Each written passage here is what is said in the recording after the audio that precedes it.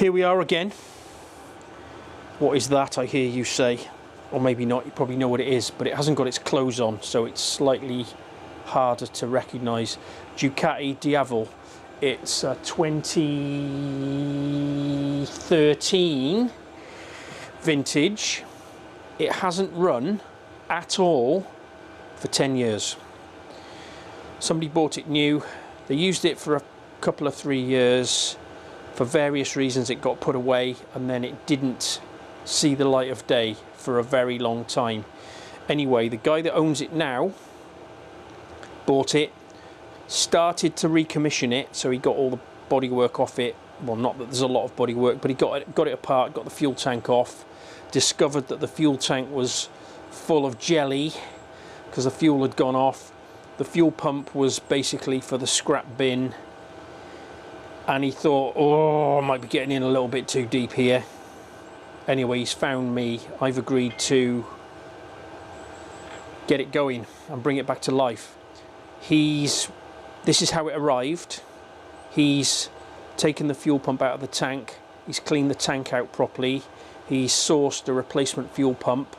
I know all the other parts needed, apart from, I think, a fuel filter and some spark plugs. So I've got belts, I've got oil, I've got coolant, I've got brake fluid, I've got everything that I need. He's brought with the bike. So the bike arrived like this. I was expecting it in one piece, and when it came out of the back of the van like this, I was like, oh fucking hell, there's nothing worse than somebody else taking something apart and then you having to put it back together, just because there's a million little clips and screws, and all the screws are slightly different lengths, and you know, if you're taking it apart yourself, you pay attention, don't you? Anyway, I was very pleased. I think this guy might be cut from the same piece of cloth that I'm cut from. He's brought everything super organised. Let me show you what's with the bike, and then we'll move on to actually doing the work. Okay, so this is one of the boxes, just to give you a sense of, so all the screws are in everything, which I love. Everything taped to it. Screws are taped on. Just, yeah, makes me happy. That's going to make life so much easier. What's under there? Some side panels and stuff. Yeah, just super organised. And then there's a, I'll show you, I'll get it on the bench. There's a box of parts with it too. Okay. I love the organisation. I've even got a list. So in this box, I've got 2 timing belts, a replacement fuel pump, 4 times fuel line O-rings, 2 exhaust header gaskets. I'll get to the exhaust pipe. There's another exhaust pipe with it off a slightly later model that he wants me to try and make work for him. I don't know why I've got 2 coil packs. I've got some engine oil, K&N oil filter, pipe across air filter, a new battery, and he wants a new chain putting on. And the rear sprocket's a little bit manky, so I'm going to try and vapor blast that for him. And he forgot the fuel filter, which I have got. That's the air filter. You get the idea. I don't really need to show you everything, do I? I will show you doing this probably. This is the fuel filter. The fuel filter? The fuel pump, rather. It's like, where the fuck is the fuel filter? Well, it's buried inside. It's inside this plastic piece. I'll show you the changing of that. That might be interesting. Yeah, new chain, battery. Anyway, you get the idea. Where are the belts, by the way? That must be the chain. What make are the belts? Are they Gates belts, or are they Dayco's Cycle Works? Yeah, they're the original. They're Gates belts with a Cycle Works logo on them. Okay, so they're the OE. Oh, look at that. I've even got the nuts for the tensioners. What a legend. Okay. Right, let me get to it. I'm going to start taking it apart, drain all the fluids out of it. There's going to be... One of the reasons he was put off doing it himself was the fuel lines from the tank to the fuel rail, which has got the injectors on, were also full of manky fuel. So the lines have got to come off, the fuel lines. I need to soak those fuel lines in my special carburetor juice. Let's get the injectors out of it. In fact, let's do that first. Let's get the injectors out and put them in my as new test rig, because if they're not going to come back around, I'm going to need to find some new injectors for it. Let's get the fuel lines off, then the injectors in the machine, and I'll drain all the fluids out of it. Yeah, we'll pick our way through it. Right, see you in a bit. And I just remembered why I've got 2 coil packs, because he'd taken the coils out and these were all split, and you can't get new bits. These little rubber boots for the bottom of the coils are unobtainium, so he's bought 2 second-hand coils. That's why I've got coils. Okay, onwards. Several hours later, getting to the injectors is no small feat. Let me rest that light on there. So the injectors, you've got to get the airbox and the throttle bodies and everything out of the way, which is a massive fight, because the injectors they're in the inlet manifold. So see where that little bit of blue paper is stuffed? Well, that's where the injector goes. So they're out, and I've just serviced them and they're absolutely fine. Let me just show you that quickly. So they were pretty dirty and pretty horrible, and I'm sorry I didn't share the servicing of them. I'll link down in the description. I've got plenty of videos about injector servicing. Let me just show you the flow rate. They're beasts, these things. They flow a hell of a lot of fuel. We need... Sorry guys. Stand by. We need that one. They're like nearly 500cc, these injectors. I guess it's a big engine, isn't it? And there's only 2 of them, but they're massive for a motorbike. Not often you have injectors flow that much fuel, but pretty much dead nuts on. Anyway, that's that. And then the rest of it, oil's drained out, coolant's drained out, camshaft TDC, crankshaft TDC locking tool is in there now, battery's off. You've seen the throttle bodies are missing. The throttle bodies were, it's a good job they came off actually. The front, I'll put some pictures on the screen. The front throttle body, I guess where it's got a little bit of road salt or something from the front. Bear in mind, this thing doesn't look like it's ever seen any weather, and it's only done about 3,000 miles. Loads of corrosion around that throttle body where it fits into the manifold, so potentially massive vacuum leaks there. So it's a good job those throttle bodies were coming out, otherwise I think we might have been storing up a bit of an issue for the future there. The cam belts are off. I was having a play around. I'm trying to get good at Fusion 360, so any opportunity I have for making anything using Fusion, I take that opportunity. I've just made some camshaft locking tools. If you're a patron and you're in the Discord, fire me a message in the Discord, and if you pay the postage, I'll send you some.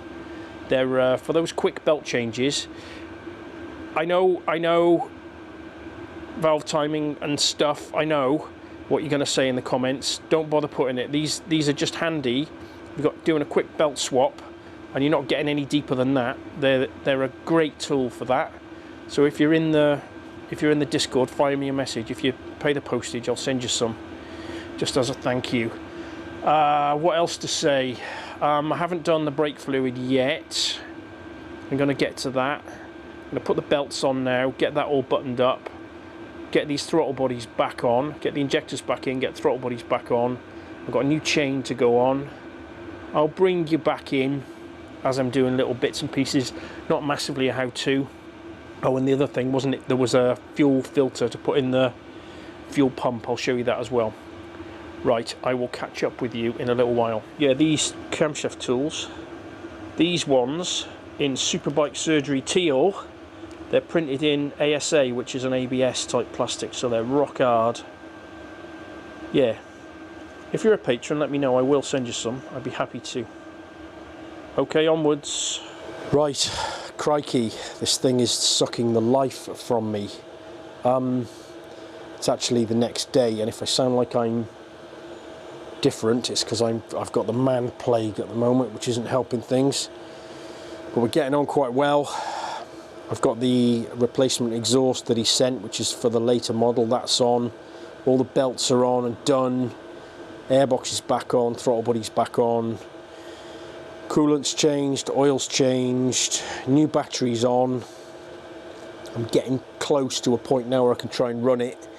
I've got to put the fuel filter in the pump, which I'll show you in a second. Haven't done the brake fluid yet, haven't done the chain yet. That's basically where I'm up to.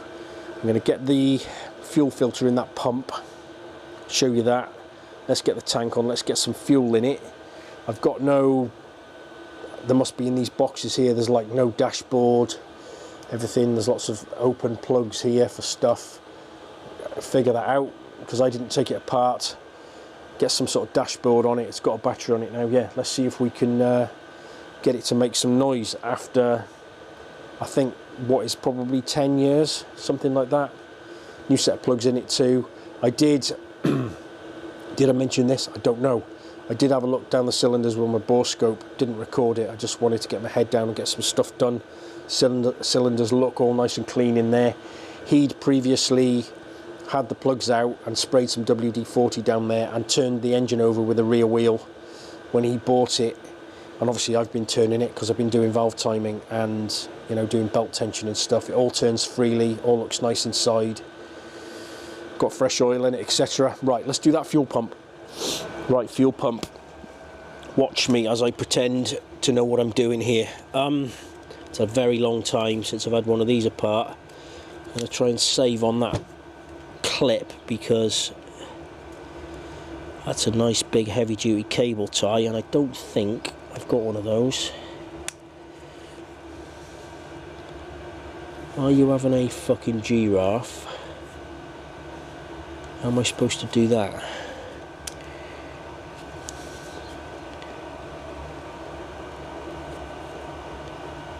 You want to let me fucking open you up or not? Right, fuck off then, I'm going to cut you. I gave you a chance and you refused to cooperate, so you can be cut. Okay. Little rubber Johnny off there. And I'm assuming those two little screws. Let's get a screwdriver. My new Vessel electric screwdriver, which I'm trying to decide whether I like or not. I think it's growing on me. Okay. I'm assuming that just pulls up.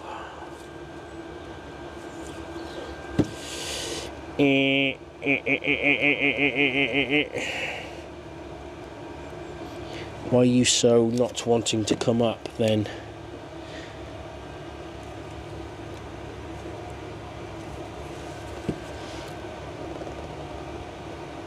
That's fine, it's just the... This isn't the original pump, by the way. This is... the original pump was completely knackered and he's found another pump. So, well, that looks right. KL97, and that's what I've got, a Mal KL97. That's what the list said it was, and that's what I've got. Okay. It's got these funny little clips on it. Let's get this out of here. Okay, there's a rubber O-ring in there, which is nice and rubbery still, and one in there. Now then, how do I get those off there without breaking them like that? Okay, nice and simple.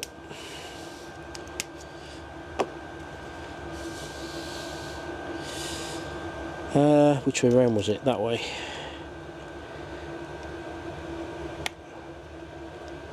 Okay. I haven't got any new O-rings for those, but they look and feel nice and rubbery.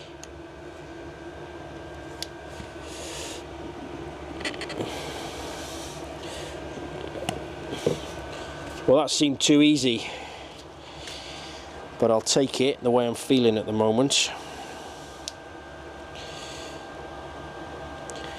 Yeah, I'm not sure on this screwdriver. I mean, it sort of speeds things up, but I I'm a bit old school. I like to do things manually. But I suppose, you know, that saved me 15 seconds of my life, didn't it? Right, let's get that in the bike. I've got a new gasket for it in the bike, in the tank. The owner's already cleaned the tank out. Let's get that back on and get a new cable tie for it. In fact, hang on a minute. While we're here, let's fuck that old gasket off. Put the new one on. It's nice and clean. Sorry, I'm doing it, not in shot. Let's get that back on there.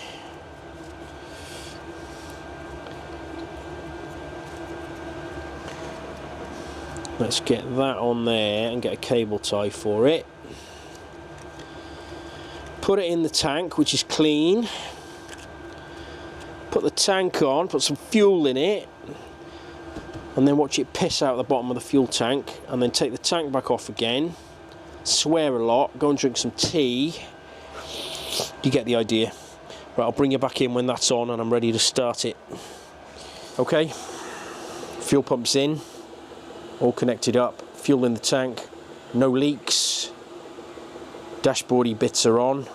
I have a problem. Oh God. Stand by, watch this screen here. Pressure sensor. Let's get the Texer hooked up and see what the fuck is going on. Have I missed a connection somewhere or something? I have no idea. Sorry, you're not getting a screen record. I haven't got the bandwidth in my brain to deal with that at the moment. Let's connect to this thing, see what is happening. Turn on instrument panel.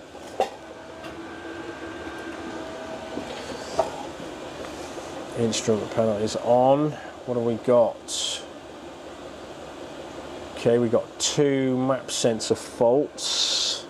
Jesus, there's all sorts of stuff here.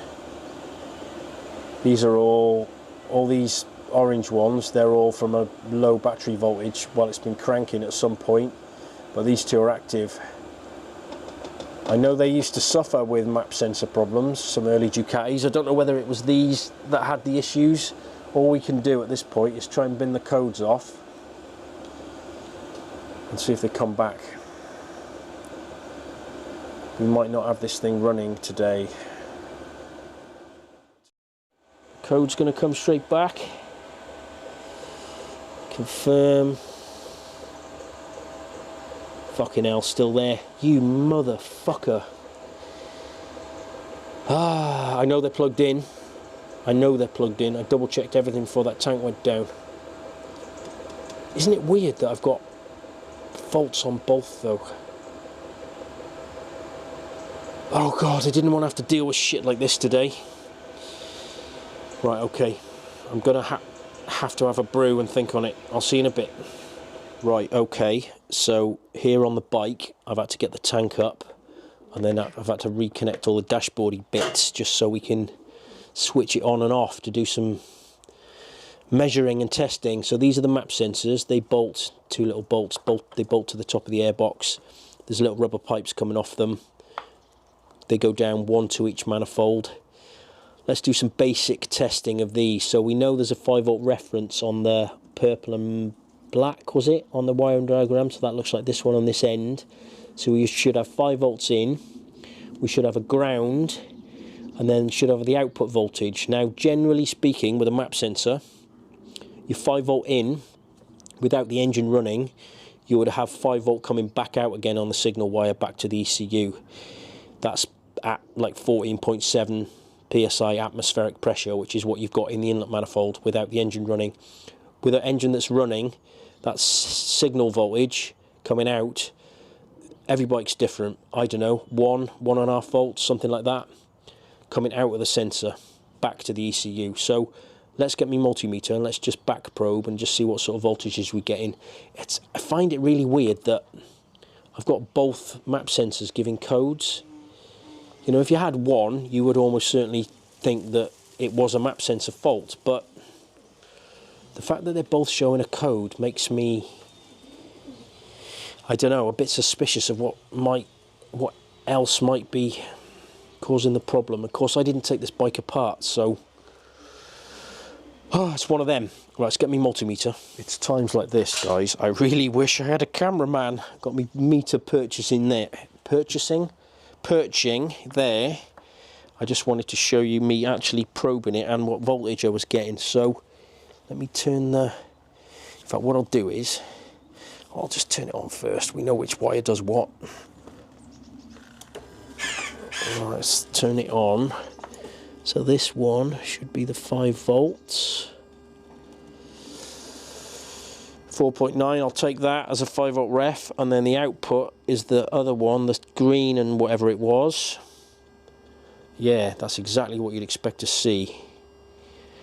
And then what have we got? Have we got any voltage on the ground? What's the ground like?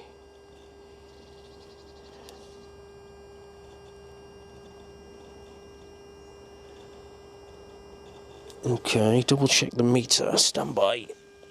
That's battery voltage. That's fine. Okay, go again. That's 5 volt reference in, or 4.9, close enough. And that's the reference voltage out. And then what we can do is we can take the, because I'm grounding on the engine, let's use the actual ground wire for the sensor as the ground. That's fine, so there's a good ground. That sensor is, certainly from a sort of static test like that, that is behaving exactly how you'd expect it to behave.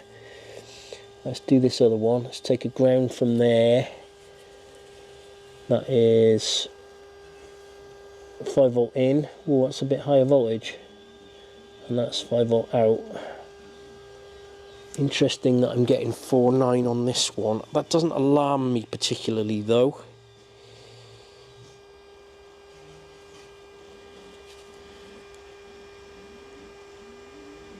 Oh, I'm getting 5 now.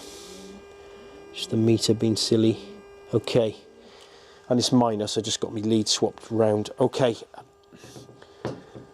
I don't think there's anything wrong with those sensors. For whatever reason, something else is causing those map codes. I'm going to have to think on this a bit longer. This definitely requires a cup of tea. I'll see you in a bit.